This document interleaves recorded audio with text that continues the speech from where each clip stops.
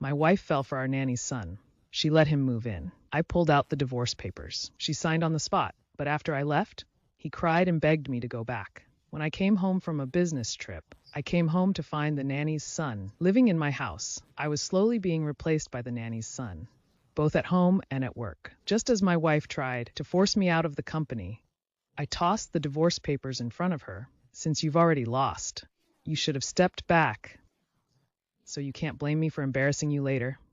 But once I was gone, she regretted it. That night, I got back from a business trip because my flight was delayed. I didn't get home until almost 11. As soon as I came in, I went up to the second floor. I found a guy in pajamas, sitting on the couch watching TV. He was snacking, leaving the coffee table a mess. Seeing this stranger, I was shocked. What is another man doing in my house? I frowned. Who are you? What are you doing here? He jumped up from the sofa, looking flustered. I'm Shuhao Zhofang's son.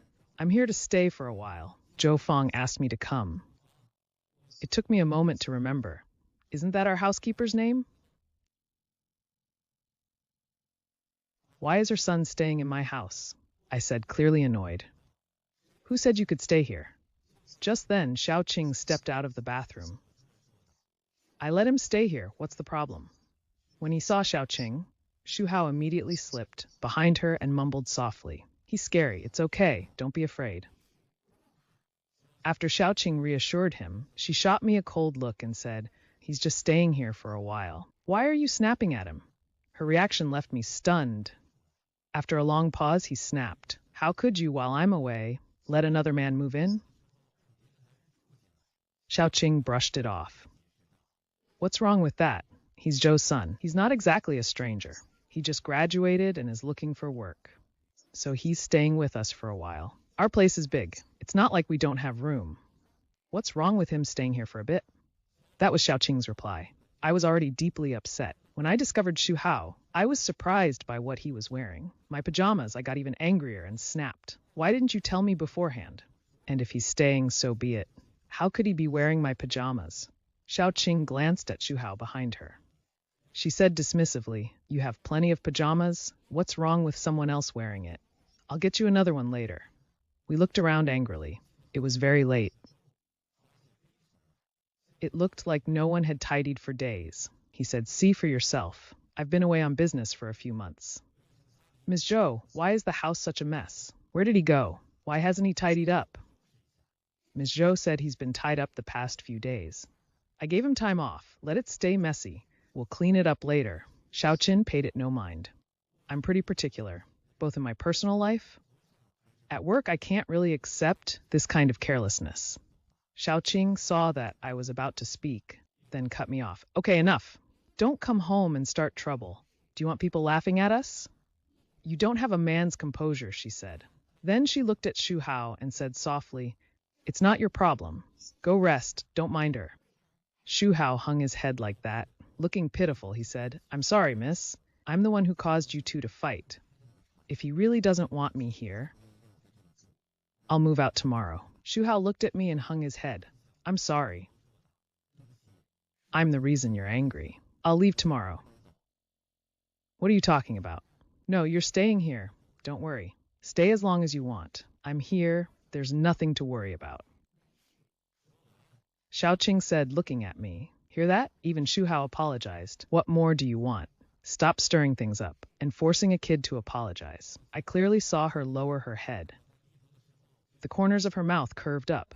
But at that moment I realized, no matter what I said, Xiaoqing wouldn't believe me. So I had to choke down my anger. I decided not to, in front of Shuhao, continue arguing with Xiaoqing. I waited until Shuhao left. Then I went back to his room. I told Xiaoqing, don't you think we should talk this over? What's there to talk about? It's no big deal. Can't you be more easygoing? Stop making every little thing into a big deal. Xiaoqing didn't even let me get a word in. She went on, okay, I'm tired. I'm going to bed. There's important business at the office tomorrow. You should get to the office early. Also, hurry up and take a shower. He finished speaking, reeking of sweat. Xiaoqing ignored me. She quietly walked back to the bedroom. She shut the door. Angry and helpless, I took a shower to clear my head. When I got back, Xiaoqing was already asleep. The next morning, when I woke up, Xiaoxing was already gone, probably. He went to the office. He was exhausted from yesterday's flight. Besides, last night's events kept me up. I only fell asleep very late, so I never woke up in the morning.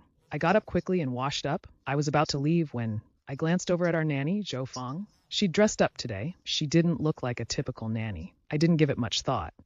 I figured she was just back from vacation. I said, "Zhou, the house is a mess. Could you hurry and tidy it up?" She only glanced at me and said flatly, "I don't have time. I'm leaving soon." I was taken aback and asked, "Where are you going?" "Where I go is my own business." Zhou Fang sounded dismissive. I snapped, "You're the housekeeper. You're supposed to be working now. So get back to work. Who are you to tell me what to do?" "Where I go is none of your business." Zhou Fang sneered. "I only go out if Xiaoqing says it's okay. She's the one who hired me, not you. As long as she says it's fine. If you've got a problem, take it up with her." Then, to my shock, he just walked away. He ignored me completely. I was furious. How dare a mere nanny act like this? She's gone too far. Who gave him the nerve? I was only away on a 3-month business trip. It feels like everything at home has changed. I can't make sense of it. But because today, there's an important matter at work, I'll leave him alone for now. I'll sort it all out once I'm done here. I got to the office. Everyone was already busy. They greeted me warmly. "Morning, Manager Yang." "You're finally back, Manager Yang," but I couldn't figure out why. Whenever they greeted me, there was something strange in their eyes. It puzzled me. I didn't think much of it. I walked into Xiaoqing's office and saw Xu Hao. This left me momentarily stunned. Quite puzzled, I looked at Xiaoqing and asked, "Why is he here?" Xiaoqing said, "Didn't Xu Hao say he was looking for a job?" So I decided to bring him into the company.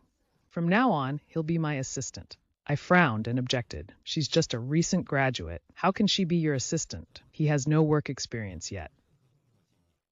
Xiaoqing brushed it off. "It's just an assistant," she said. "Anyone can do it. What can't he do? I'll teach him myself. Xu Hao's so smart. He'll handle the job." Xu Hao quickly spoke up. "I'll work hard to learn, I promise. I can definitely do it." I was about to say more. My brother-in-law, Xiaoyang, also came into the office. Seeing Xiaoqing, she then said, "All right, that's enough. Never mind the rest, honey. Tell me about the trip first." I'll set Xu Hao aside for now. I'll go over the project's progress. Let me finish first. Xiaoqing was pleased with the trip. Then she said, "Honey, since you've already landed the project, then give the project to Xiaoyang." "Why?" I blurted out, "I've already been working on this project. It's been months. We're family. Doesn't matter who does it. That's why I'm having you hand it to Xiaoyang. To ease the pressure on you, so you can focus on Manager Lu's project. That's the real challenge for the company." I hadn't said anything yet. Xiaoyang smiled and said, "We're family, brother-in-law. No need to argue over whose project it is. Look at it from another angle. This company is my sister's. We're both just employees. You should be taking orders from my sister." I frowned. Xiaoyang's remark made me uncomfortable. The company might be doing fine, but not without me. The company wouldn't be where it is now.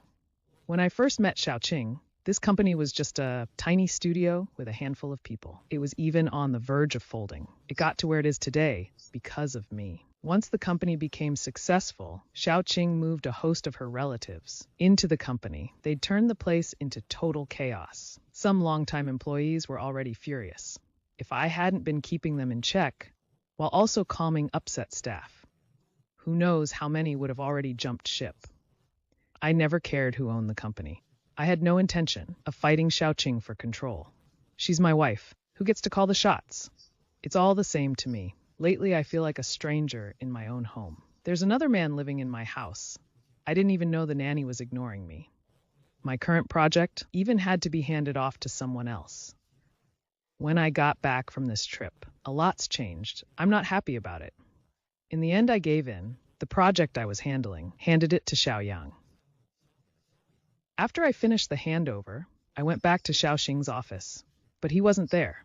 Xu Hao was alone in the office. He was lounging in Xiaoqing's chair, one leg crossed, playing a game. Seeing him like that, I snapped at him.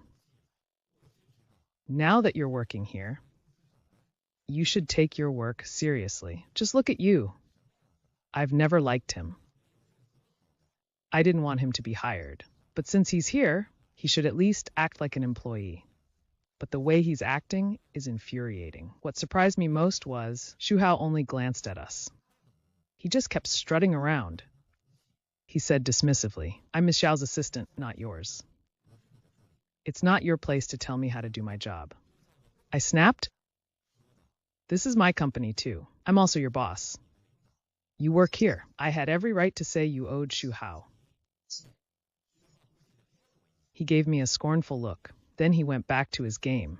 On top of everything that happened today, I couldn't contain my anger. I stormed over to him.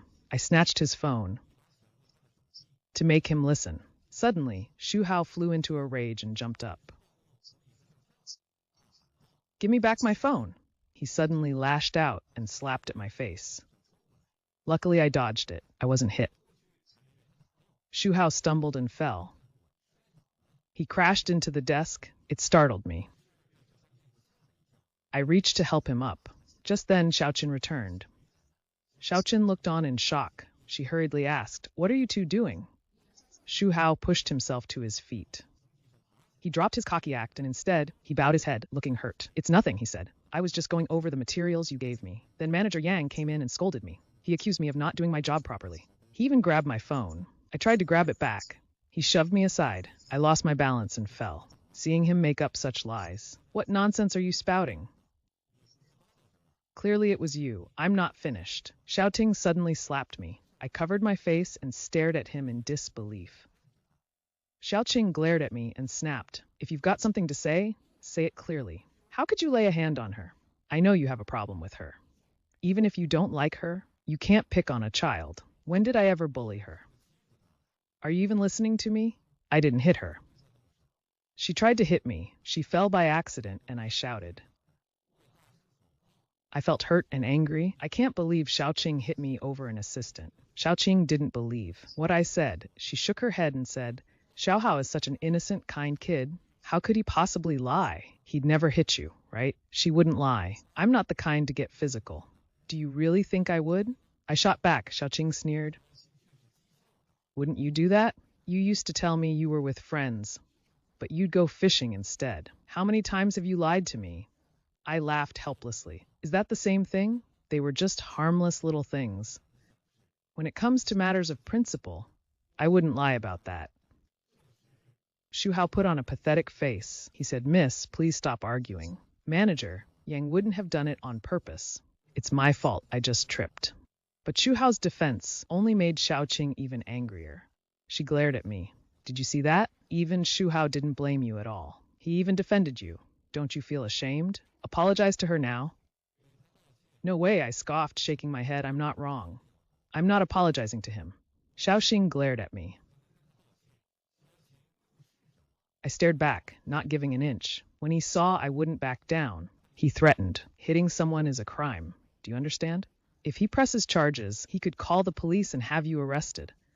Let him call the police. I shrugged. Then I walked out of the office. He told me hitting someone was wrong. But he forgot about that. He hit me too just now. Besides, I didn't lay a hand on anyone. Only then did I realize when you're not trusted by others, no explanation helps. I hadn't gone far from the office. I realized I was still holding it, Shu Hao's phone. I'd been too angry to notice. I'd completely forgotten about it. As for his phone, I'm not interested in it at all. There's no point holding on to it. I was going to go back and throw the phone at him. But when I reached Xiaoqing's office door again, I froze with my hand on the doorknob. I heard them talking inside.